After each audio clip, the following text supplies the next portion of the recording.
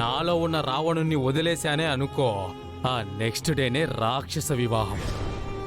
స్వామి, ఈ సంవత్సరమైనా నాకు నీ దర్శన భాగ్యం కల్పించు. అమ్మా అహల్య,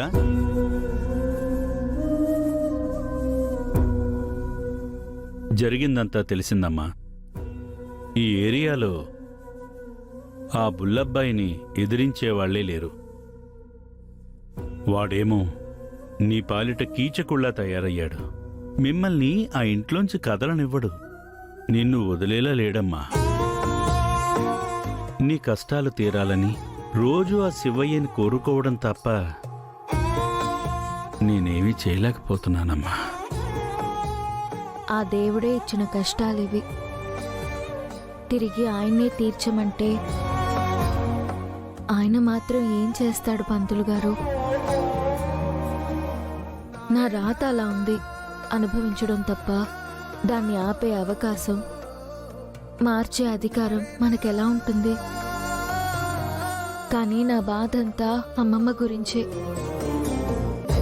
ఆవిడ అనారోగ్యం రోజు రోజుకి ఆవిడ్ని ఇబ్బంది పెడుతూనే ఉంది. ఈసారి ఆవిడ్ని ఎలాగైనా అమర్నాథ్ యాత్రకి తీసుకెళ్తానని చెప్పాను. కానీ ఈసారి కూడా అది సాధ్యం కావట్లేదు. పోనీ నన్నేమన్నా డబ్బులు సర్దమంటావమ్మా? వద్దు పంతులు గారు, వద్దు. అమ్మా నాన్న చనిపోయాక ఎన్నో కష్టాలు పడి నన్ను ఇంత దాన్ని చేసింది. ఇన్నేళ్లలో ఆవిడ కోరిన ఒకే ఒక్క కోరిక ఇది. ఇది కూడా నేను చేయలేకపోతే ఇంక నేనెందుకు? కష్టమో నష్టమో నా కష్టార్జితంతోనే అమ్మమ్మని తీసుకెళ్తాను. నీ ఆత్మాభిమానం చూస్తుంటే చాలా ముచ్చటేస్తుందమ్మా. సరే కాని, ఎలా జరగాలనుంటే అలాగే జరుగుతుంది.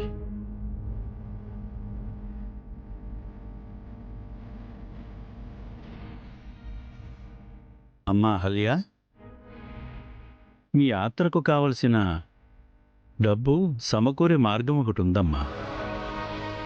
కాకపోతే నువ్వు ఆ పని చేయగలవా లేదా అనేది సందేహం అమ్మా.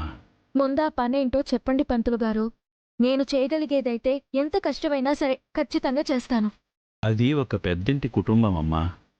ప్రతి సంవత్సరం మన గుళ్ళో మహారుద్రహోమం జరిపిస్తారు.